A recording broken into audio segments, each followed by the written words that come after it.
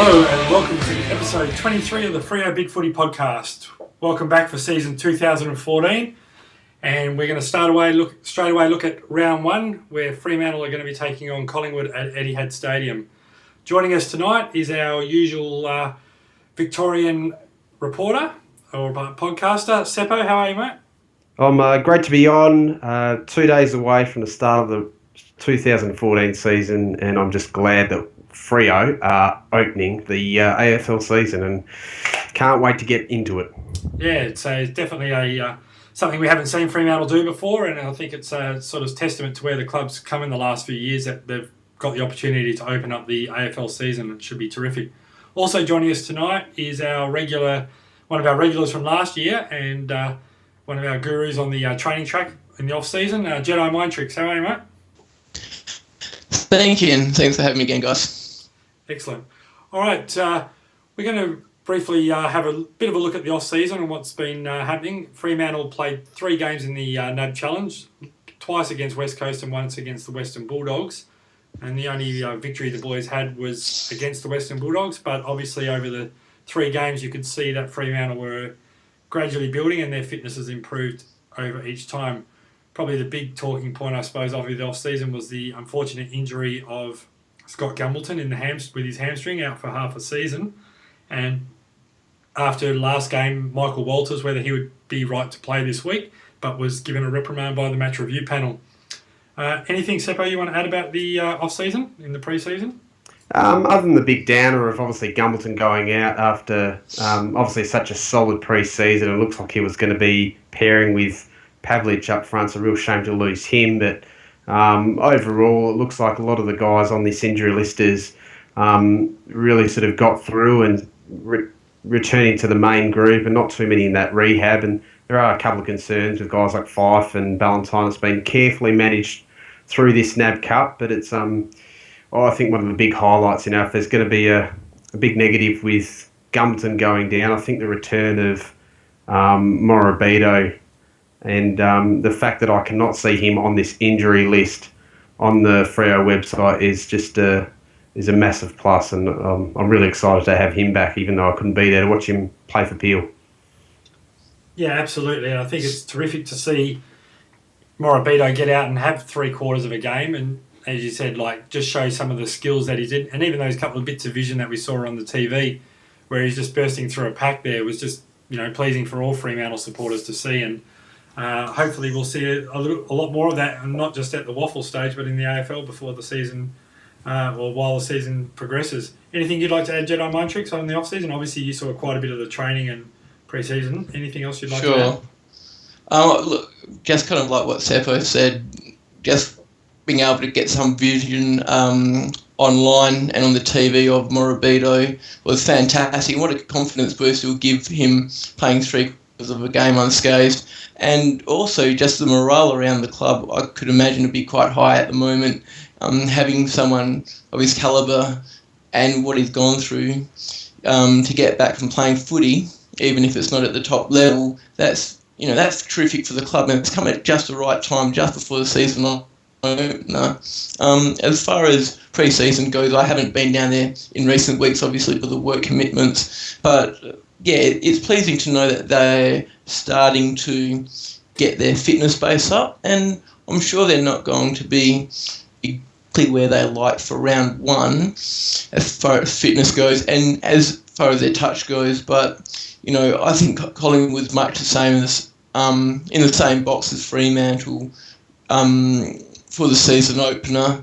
And really, our injury list, even though there's a few names down there, they're either just about ready to go or they're only 1 or 2 weeks off. So there's quite a lot of positives there for Fremantle. Absolutely. The other sort of big news in the off-season was a couple of re-signings, and really probably a couple of key re-signings in the last week or two, with Ross Lyon committing until the end of 2017, which I'm sure most Fremantle supporters would be more than happy with, and certainly takes away any speculation that he would go back to Victoria at the end of this contract. And obviously Sandilands himself getting an extra 1-year extension, and the Sandilands we've seen in this off-season in the pre-season as well, particularly that game against Will Minton, who was the All-Australian ruckman, was just a joy to watch. So those two re-signings will certainly give the club a bit of a boost, along with some of the other ones that we saw in Duffield, etc. as well.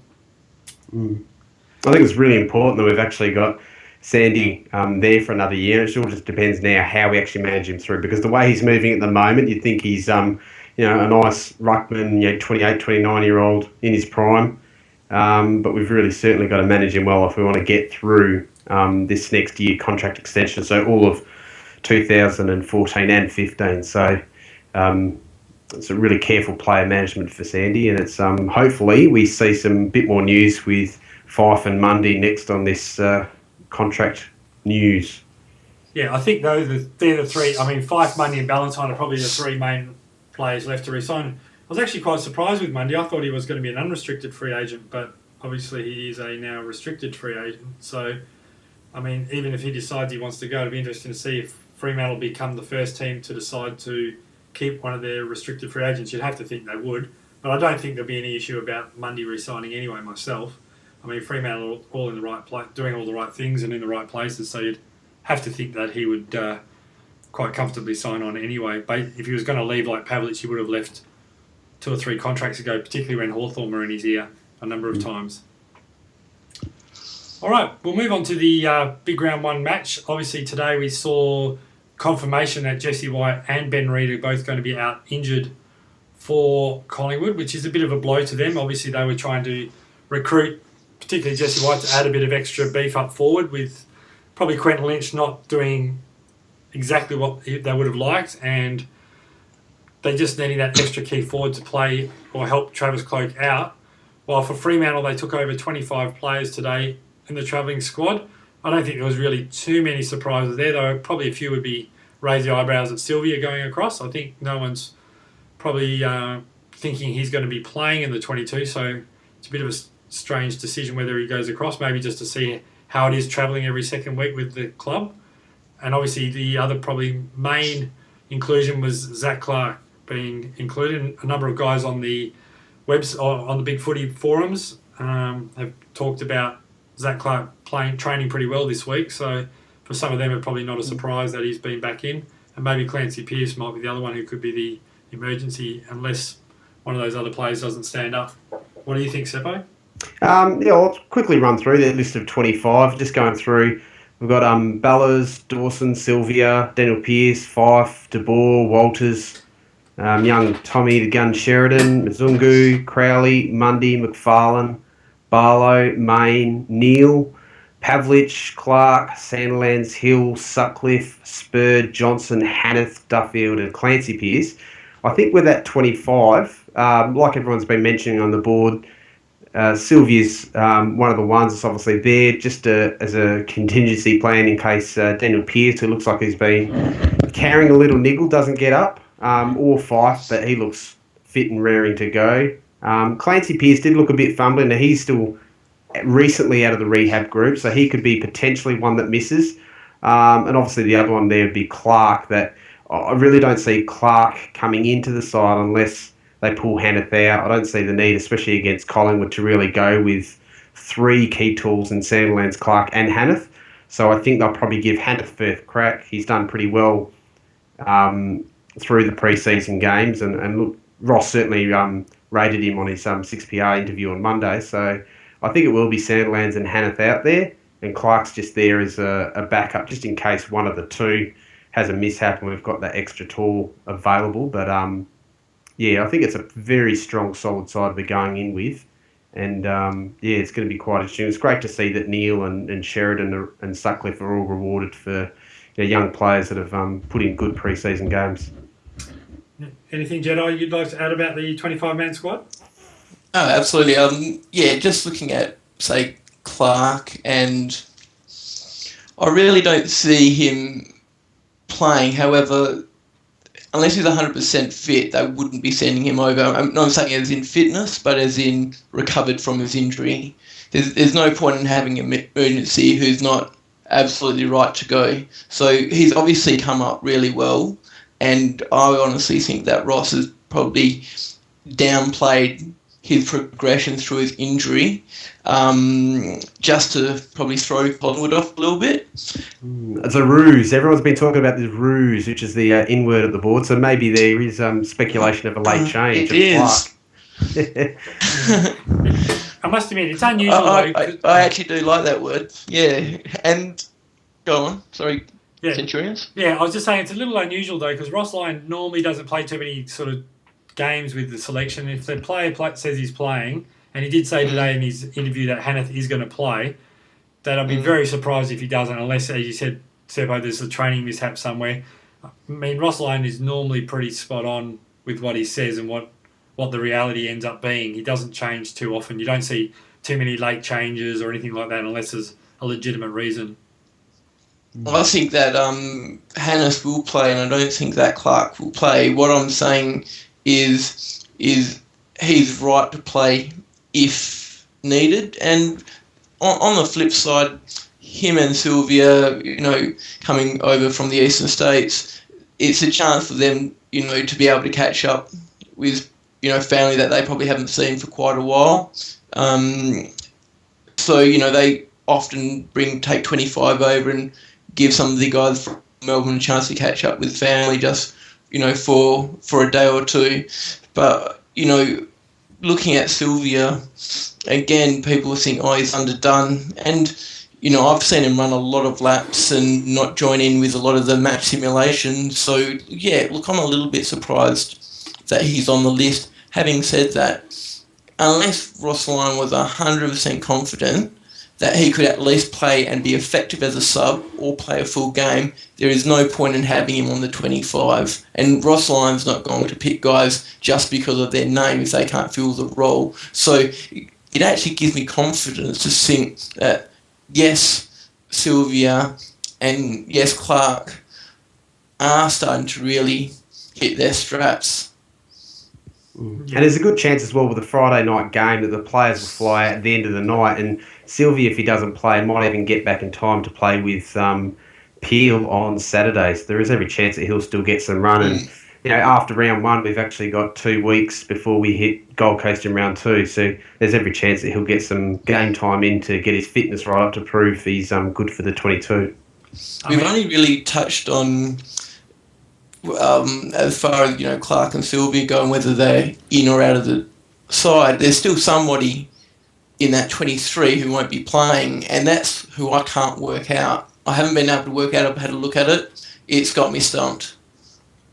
I mean, for me, I think it's going to maybe look at matchups, but I would think if Spur and Duffield play, I think Pearce could be the one, but Collingwood do have a number of small players and forwards, so I don't know. It's going to be an interesting one to see how they go. I mean, realistically, they're going to have, and we'll probably have a little bit more look in the matchups, because realistically, some of these guys are going to be making, you'd have to think would make way next week as well, unless they have all blinders, because with Nick Subin coming back off suspension as well. So, it's going to be, as you said, it's pretty tough trying to get that best 22 in at the best of times, let alone, as you said, with the 23 guys that are out listed there, unless there is someone with a cloud, and let's hope it's not Fife, but by all accounts he's been training pretty well.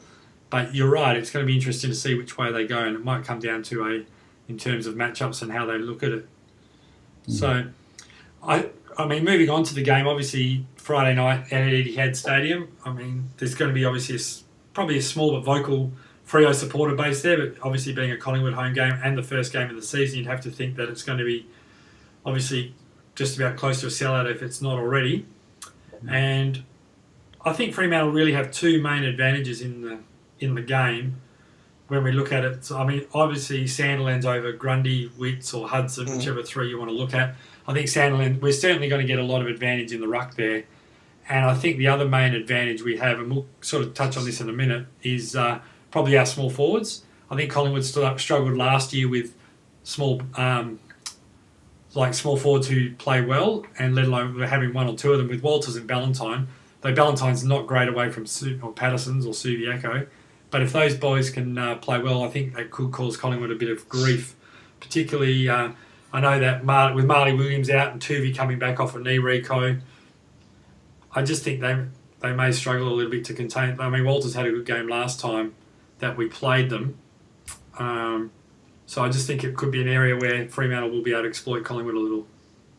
I suppose I had a look at this last time we met last year and discussed it on the Collingwood podcast. And last time we actually played and beat the Pies, we didn't have Pavlich, Sandlands, Fife and Hill. So Walters did all the damage then, and that was without some of our big guys playing. So it'd be great to see how much more damaging he can be. And over his injury and another pre-season under the belt, I think Michael Walters could really be the difference. And obviously Pav will do his bit, but I think that's definitely the way that we can beat Collingwood, and sides have in the past, like when the old Mosquito fleets come through. Carlton beat them a couple of times last season with a smaller forward, so it's definitely one way we can expose them at the back, but it's going to have to come from beating their midfields, because they do have pretty good midfields in Pendlebury, Swan, Ball, Beams, and some other guys through there that will certainly make it harder for us to win the ball.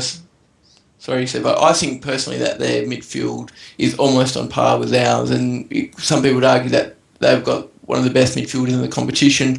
However, what I think they lack from just having a basic look of their team is our small forwards, like I said, like Walters, Valentine to maybe a little bit lesser extent, and Main, they almost play as mids anyway. And then, De Boer can do that defensive job on one of the guys who might be getting away from us. So we've got a strong midfield, and forwards who practically play midfield anyway, run through there, tap the guys out. Fife can push forward, make it hard for matchups, and that's where we can really exploit them. And especially if we play it defensively like we did all last season, to the same extent, we're going to choke them. McFarlane did a massive job on Cloak last time. If he does the same thing, I honestly can see us, if we've got that little bit of factor against them, is our forwards, they will not be able to stop, particularly if they run through the midfield. I think that's going to be one of the key things as well, because without Jesse White and Ben Reid there, it's certainly going to allow Johnson to have that ability to play that third man up role, because he won't have, realistically, if you look at their sort of taller players that they've got, Quentin Lynch will usually push up the ground a little bit more anyway, and obviously without Jesse White, Jonathan Marsh isn't ready, Seaman's a little bit taller, but he's not going to be playing either. So, depending on which way how they use their resting ruckman, whether Witts plays forward or Hudson, which way they go there, I think it's going to be, and even Karnisis may come in for them to give them that, stretch the Fremantle forward line a little bit. But I think that Johnson is going to be able to get free, which will, and they'll certainly be able to just walk in front of Clyde, where they wouldn't maybe be able to do that with Ben Reid and Jesse White in the side.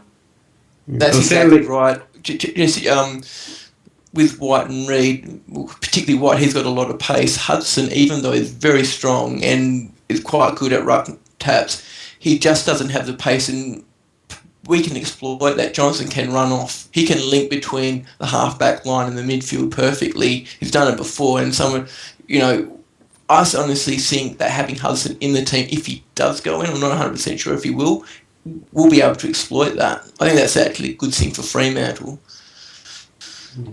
I suppose with the matchups as well, if they're going in with, I think it's McCaffrey and Tuvey to go for the tagging jobs, they're going to have Hill, possibly Sheridan and Daniel Pearce, and a lot of guys on the outside that's going to be able to get the ball down to our forwards. So hopefully that Sandlands, he's going to be dominant in the midfield. I just hope we can mix it up a bit, and they haven't done their homework like Hawthorn did in the grand final and just try and block the ball going straight down the throats of Fife and Barlow right on the inside. And I hope Sandlands can actually dominate those clearances and make sure we actually capitalise and get it out, because that's going to be, I think, the key to winning the game. And I have a feeling, just from the way that we've been playing it a bit lethargic almost, that we're going to have a slow start, and we can't let Collingwood get too far in front, because we want to be tight straight up.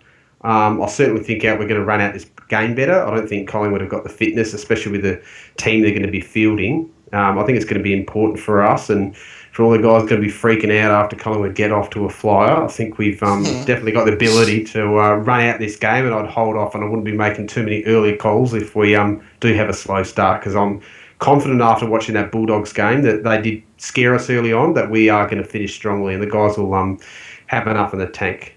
I think, I haven't been able to watch it myself, but I'm sure that it wouldn't take much just to watch the grand final recap on, and, I think Mark McClure said tonight on AFL 360, you just got to, the boys just have to watch a bit of that, and, they'll be really smarting after that loss last year. I mean, the amount of chances we had without going over old ground, and I don't think it would take much for them to fire up and get ready to play. I think, as you said, I think it'll be a really interesting battle in the midfield, which you were talking about before, Seppo, with who they use McCaffrey on. I mean, you'd have to think that Mundy would probably be the first choice, just because his ball use, particularly at Etihad, where there's no wind or anything to distract him. If he gets enough of that ball delivering inside 50, he's going to cause a lot of grief. And, as you said, it'll be interesting to see where they go, because this is the first time, don't think Collingwood last year had all their midfielders in together too often, in terms of like with Dane Beams and Swan and Pendlebury, and now they've got Taylor Adams as well from GWS. So their midfield runs pretty deep, and even guys like Steele Sidebottom are able to sort of get on the outside, and they just managed to drift out of the contest and get not easy kicks, but they certainly managed to be able to rack the ball up. And Dane Beams is another one who does that really effectively. So, Mzungu and Crowley are obviously our two taggers. Who do you think those boys will go to? I think Crowley would have to go to their best, a player that can have the biggest impact, and that would be Pendlebury. And I think he's gone to him in the past. I don't think Dane Swan's really some type that you'll tag, or maybe put Mzungu on him for a loose tag, or even just run head-to-head Mzungu with Sidebottom or Beams on the wing. So I think Crowley's really going to be watched by... Pendlebury's going to be watched by Crowley, and it'll be interesting to see what type of other midfield matchups we'll have and who they send to actually watch Hill, because they will have to watch him or he'll carve them up. It'll also be interesting to see if Swan pushes forward like he did against us last time. It wouldn't surprise me at all. All right, the other interesting matchup, I suppose, for Fremantle will be down forward as well, with Fremantle's forward line, particularly with their bigs. Collingwood will have Nathan Brown and Lachlan Keefe, and then obviously Nick Maxwell will be down there. They've tended to play Harry O'Brien more on the wing this year, so it'd be interesting to see how who they decide to play on Pavlich. Nathan Brown was on 6PR tonight talking, and he said he would be looking to pick up Pavlich, but I mean, you don't always believe what the players say, so it'll be interesting to see how much room Pavlich gets down there, particularly if, as you said before, Seppo Sandilands gets down forward, because, as you said, with that new rule, it's going to make it very, very difficult for those defenders. Hopefully we can stretch him, and hopefully Hanneth does well as showing that extra forward target, because I'm not sure if they'll have the height and body, and hopefully he can impose himself on the contest, because he certainly has a good kick for goal. As long as he can get a hold of those marks, I reckon Hanneth will go right forward, and hopefully complementing and not getting in the way of Pavlich and Main and the other forward targets down there. I think Hanneth showed a little bit last year when he played as a forward. He sort of knows when to lead well and knows to lead into the right spaces. So I think if he does end up playing, which sounds like he will, then I think he'll be quite handy there, and sort of between him and Pavlich, they'll be able to rotate sort of between deep forward and half forward flank anyway. So it'll be interesting to see what they do. Hannes has looked a lot stronger in his upper body this season. I can remember previous pre-season where even during the pre-season match Sims was getting pushed off by some of the other players, going for the marking contest or the ruck contest, but he looks a lot stronger this pre-season during a couple of the matches that I've seen, and yeah, I think that he'll be a lot harder for the opposition to push off, which is really going to play into our favour.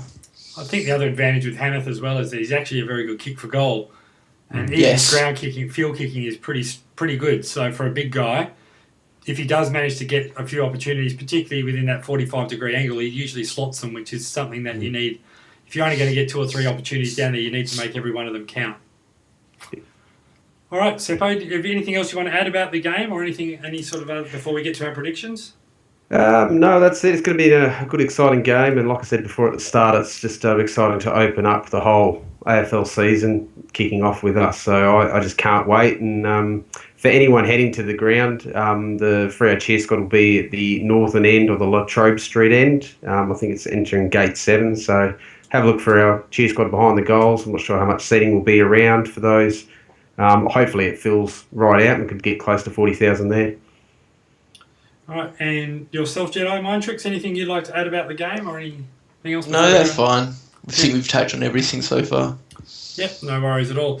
All right, and it'll be interesting for Tom Langdon, who's going to be getting his debut for Collingwood. They said he's going to sort of get his first game tonight, so he'll certainly be going into a pretty tough game first up for your debut. Well, I don't think Fremantle will have anyone at all, but it'll be interesting to see how some of those young guys you talked about earlier, Seppo, in Sheridan, who's looked very, very good in the pre-season, and Neil, who's also impressed to see how those guys stand up when the big game starts. All right, so what's your prediction, Seppo, for the game? I think it's going to be Freo and a close one. I think Collingwood are going to come out of the blocks, but it will grind out a victory, and it'll be within the vicinity of about 20 to 24 points. So about a 4 or 5 goal win, I think, for us. And Jedi Mind Tricks?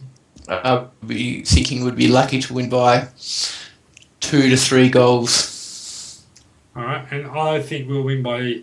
I think you're around the mark there, Seppo. I think 23 points will be a pretty realistic target. And I think, to be honest with you, with the first game of the season, if we manage to get away with a win and then have a week's break, I think that would be an ideal start. So even if it's only a very small win, any win when you're playing one of the top 4 or 5 teams away from home, you have to be happy with that to start the season. All right, Seppo, do you want to mention anything about the big footy board in terms of competitions and stuff we've got going? Yeah, just before the season starts, we've got a couple of super coach and fantasy leagues we're trying to tie up and get everyone locked in before the start of the season. So thanks for Freo84 for organising the fantasy, and I'm just trying to tie up the last super coach leagues. We've got the big footy tipping back on this year. It's all set to go. I think we've got about 20 of us in there so far, so keep an eye out for that, and it'll be great to follow that during the season. And also, after the game, we'll have the MVP awards and your votes for post-game. So thanks, Papa J, for setting that up again. And make sure you get in there after the game to discuss and throw your votes up for the players. So I look forward to seeing you back on the board, everyone, this year, and all for some healthy topic discussion and getting into Freo. It'd be great. And I think just before we do head off, I think we just do need to, considering our off-season and pre-season is just finishing, I think we do need to give a big shout-out once again, Seppo, to our sort of hardy group of trainers or watchers who go down and watch our off-season, give the guys our training reports, because I know for me, even though I'm in the northern part of the city, getting them is an invaluable way to see how the boys are travelling. So, and I think so it's Sheriff, Gaskin, Jedi Mind Tricks, yourself. I'm sure there's a couple others we've missed. Jedi Mind Tricks, anyone else that we've got? Harry Reams? Yeah, Harry's done tremendous job as well. And did you mention Selam? Selam Yeah. Malik? Oh, Salam Malik, yep. Yeah, what a champion he is. And these guys, I think some of them will be heading down to the Peel games as well. And I know that I'll be heading down to Peel games, so we'll keep the board updated on all things Fremantle down there, because we're going to have a big number of players been playing each week down there. Touch wood, no injuries. Yeah. So if we did forget anyone who did the pre-season reports, it's our fault. Could have not been. yours. Come on, I can't forget him. Oh, could have been, absolutely. So Thanks for all your support, guys. It's been great to read, especially for us. Not only in the eastern states of Australia, but all around the world. We see so many people try and get some notes on what's happening. It's great to have those guys down there to review the stuff and for those waffle games. So well done, guys. Absolutely. All right, and we'll hopefully come back in a week's time just to review the game for against Collingwood, and we'll hopefully look forward to a Fremantle victory. All right, thanks again for joining us, Seppo. No worries, thank you, and we'll see you all next week. And thanks, Jedi Mind Tricks, for coming on board again. We'll look forward to hearing again from you throughout the year. Always a pleasure. No All right, worries. thanks, guys, and we'll see you later. Bye for now.